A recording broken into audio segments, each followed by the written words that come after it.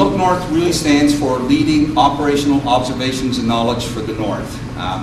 We tend to skip over that because it's a mouthful that goes straight to LOOKNorth. But try to give you a sense of the program, and from your perspective, take a look at how you can engage with LOOKNorth and what opportunities it presents to you. I've got my, this works great. Kathy, I might be taking this home with me, so you want to check with me before I go. I want to introduce you to CCOR for those of you that might be new to CCOR. CCOR is the host of LOOKNorth, and it's important to understand CCOR to understand the roots of how LOOKNorth evolved. CCOR has been around for over 35 years, established in '75 to do research for the ocean sector, oceans exploration challenges and potential solutions to those challenges. And over the past 35 years, we've grown into a company that's doing research and development for a variety of clients in the resource sector and in government, doing technology development, technology integration, engineering studies, engineering design, and all leading to operational solutions against operational requirements. Extremely successful at working in the oil and gas industry, mining industry. We're focused in the space sector, primarily the Canadian Space Agency and the European Space Agency, and do a fair amount of work for defense and security research type clients. A great place to be. Like Les mentioned, I've been here just over 4 years now. My career with CIMAC was a great time. I've been with Schlumberger, Marconi, McDonnell Detweiler, some of the other larger aerospace companies. This is a unique environment. It's a great place to work. It offers great challenges. Not-for-profit company, so it doesn't have the corporate shareholder infrastructure that you have to deal with. You get to work on projects that interest you, and you have to cover your costs. That's the whole model. But you have to grow your intellectual property, and that's a whole different culture. That's been wonderful. It's been a great fit. And I'm not just saying that because my boss is in the audience. I really am enjoying CCOR. The different areas in CCOR, three main areas. Ice engineering, one of the world leaders, if not the world leader in ice engineering. And this is all about understanding the loads and the forces that ice would present to a structure, understanding the ice environment, how to deal with that environment, what's the right type of structure, platform, installation to operate safely and effectively in that ice environment, and how to manage the ice, whether it's towing, blasting, or how do you manage the ice when it encroaches on your operations. Everywhere in the world that the oil and gas sector operates in ice environments, CCOR is part of that project. Our geotechnical engineering is all about the soil structure interface. So that can be anything from chilled pipelines and discontinuous permafrost and the problems associated with that, through to how does ice impact the seabed, and how does that sediment structure in the seabed impact on a buried pipeline. And they do things like finite element analysis, full-scale experiments with chilled pipelines in soil, and one of the world's largest centrifuges, and one of the only ones with an earthquake simulator to do reduced scale modeling of those types of problems. The group that spearheaded and the expertise that was leveraged for LOOKNorth actually came out of the Radar and Vision Systems group.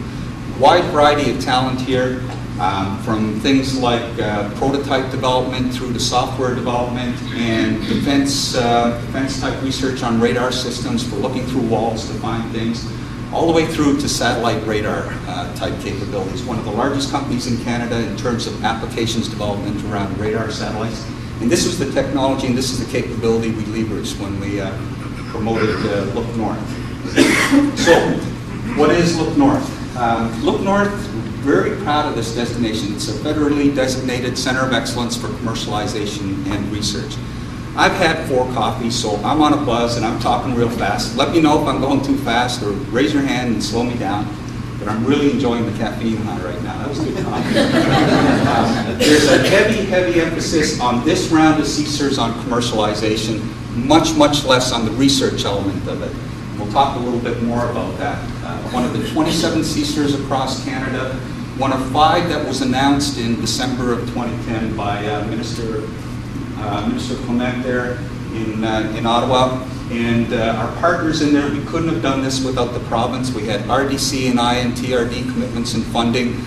not only funding for LOOKNorth, but also Glenn James, the CEO of RDC, was there when we were doing our expert panel defense of LOOKNorth to an international panel that was grilling us on our business plan, our vision, our benefits, and our track record as a host organization.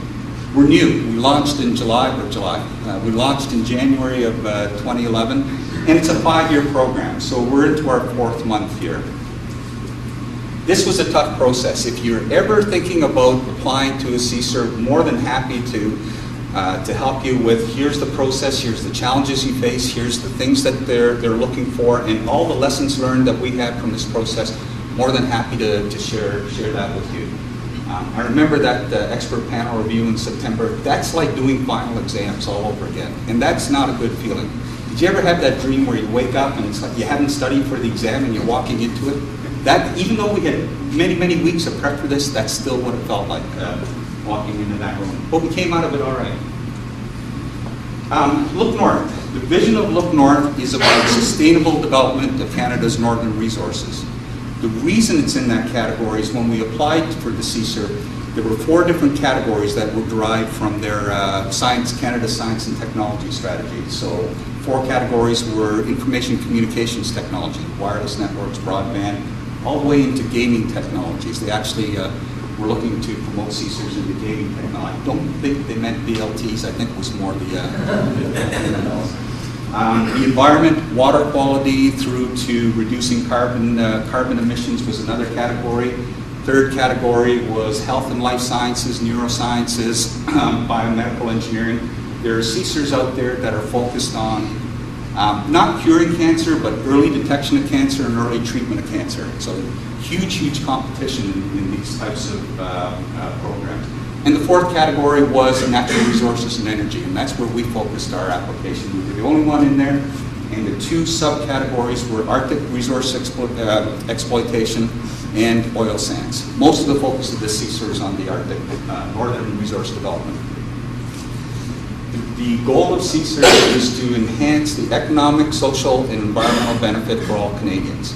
And where we're focused is on the resource companies, the small business community, the R&D technology in the community that's out there, developing R&D, and as a spin-off from that, supporting the northern community and the northern people. We'll talk a little bit about that as we go through this. In a nutshell, our objective is to take a look at the sectors that are out there: oil and gas, mining, hydropower, and the transportation sector that crosses all 3 of those. Develop the assessments around what are their information needs, and support their information needs with technology-based solutions. The technology-based solutions are coming from industry, small business community, and from the R&D community. And our goal is to match all those up and have a new service, a new product, a solution delivered to the resource industry, and monitor what the impacts of that. CSER is always looking for what are the impacts of their investment, so we have a whole bunch of performance measures that we have to adhere to. If we do our job right, we're going to help the northern people. Not just the short-term gains that they get from the economic wealth of a project. What they're really concerned with is sustainable development. So can they generate those economic gains without sacrificing the land? Because the land is what they pass on to future generations, and that's their critical driver. And overall, enhance Canada's edge. Can we support small business to the point where we're delivering solutions in the north, and by the way, make them more competitive on the international stage? Can we help resource companies implement new technologies, showcase those technologies, and that invites them into international projects as a joint venture partner? Those are the real wins for, some of the real wins for this CSER. Because it's a science technology-based type of program, one of the initial focuses here is on remote sensing technologies. The platform that we're most comfortable with in LOOKNorth, and one of the sweet spots of the technologies, is Earth observation satellites. This is a technology that has the same type of cost structure, whether you're in Cambridge Bay or you're in St. John's. It doesn't rely on local infrastructure. And if you play in the north at all, it's very hard to get access to some of these places. When you get there, there's no communications, there's no power. But if you have to operate in the winter, you have to operate in the summer, there's a whole different environment you have to deal with. So satellite technologies hits that northern aspect, northern monitoring aspect quite well. And from the CSER program perspective, one of their criteria was take the investments that Canada has already made and leverage those, show that you're leveraging those investments. Well, Canada's invested over $2 billion in the generation of development of Earth observation radar satellites, the ground segment infrastructure around that, and the applications around that. So that was a real win for us to be able to promote the satellite aspect of it. That's the initial technology platform. Obviously, there's a lot more remote sensing technologies than just satellites, and we'll be looking at those types of solutions.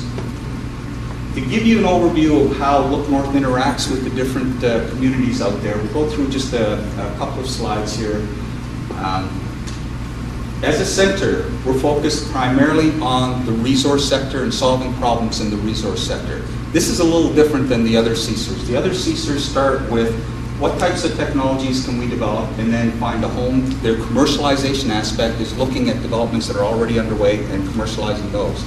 We don't start any developments. We don't look for technologies to support until we've identified a need in the resource sector. So our business development folks go out there and they do their sector assessments and they identify the needs.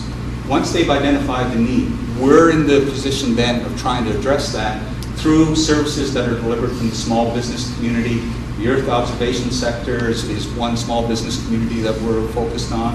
And the other one is, quite frankly, the companies here on the East Coast that have been delivering technology-based services to the offshore industry, harsh environment, know how to get those services delivered to industry, and helping transition those services and products into a northern environment. If the technologies aren't available within the SMEs, we still need the services delivered through the business community, but we'll be looking into the universities, the government labs like the Center for Remote Sensing, the Defense Research Labs, even internationally if we have to find the right technology fit for the information need, and connect the dots between all three of these to develop a business opportunity. Some of the other folks that obviously we interact with are the federal and provincial governments, our stakeholders, our sponsors. Regional development corporations trying to find additional funding and programs for the type of work that we're going to carry out. This involves anybody from a CanNor, regional development of the north, through to the corporations that have evolved from the land claims agreements and what programs do they have to support business development in the north. IPGs is Institute of Public Governments. They're an important group of organizations to deal with. They have the potential to shut you down in any particular scenario. There's hundreds of these organizations in the north. Our job is to go out and find out who they are, what their issues are, the Nunavut Impact Review Board, the Nunavut Water Board, any of these places where you need to get through the permitting process. It's critical that we pave the way for the small business community to the extent that we can, the resource sector, and get these projects through the permitting process.